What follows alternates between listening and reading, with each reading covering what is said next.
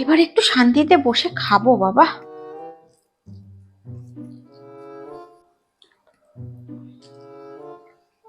মা কিছু লাগবে নাকি? না না, তুমি খাও।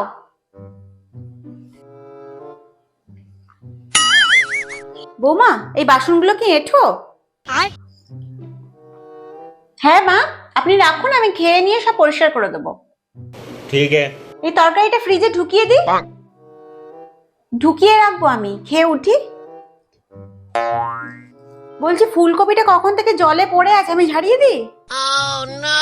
উফ মা, আপনি গিয়ে রেস্ট করুন না, আমি সব করে নেব। দাও বাসনগুলো দাও, মেজে দিই। এ বাবা, খাবারটা নষ্ট হয়ে গেছে তো, ফ্রিজে গন্ধ ছাড়ছে। কাপড় কোথায় রেখেছো, দাও তো, ফ্রিজটা পরিষ্কার করে দিই। দিন মা, আপনার রান্নাঘরে কোথায় কি কাজ পড়ে আছে দিন, তারপরে আমি খাবো।